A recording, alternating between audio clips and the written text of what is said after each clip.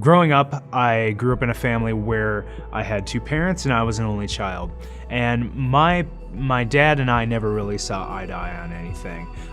He was struggling with his own things that was happening in his childhood and growing up.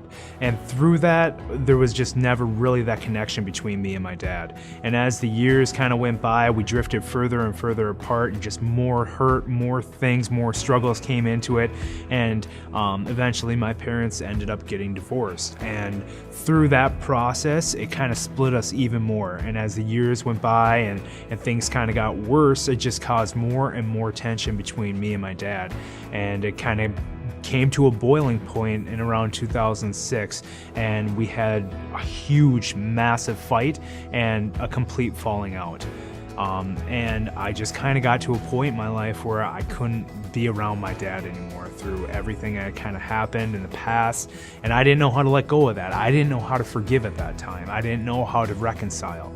And I went 11 years without talking to my dad, not even a word. And through that time period, I came to know Christ. I came to accept the Holy Spirit. And as I learned about Jesus, as I learned about forgiveness, as I learned about all those things, it's great to learn them, but it's another thing to apply it to your life.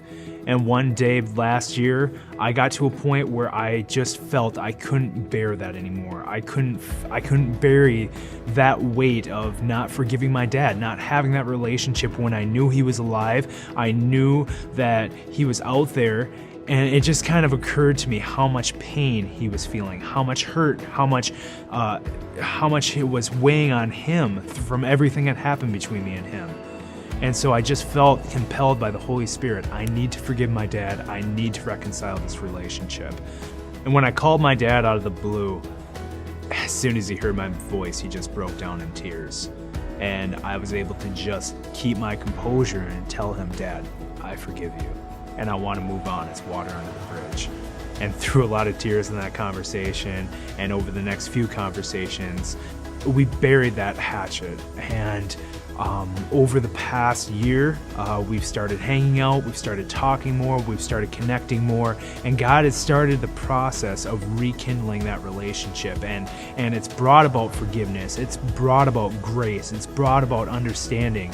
And it's just really awesome to see what the Holy Spirit can do with a situation when it's completely broken, and how it can transform it into something that's beautiful. And it's amazing to see, and we all have that opportunity if we just submit to Christ.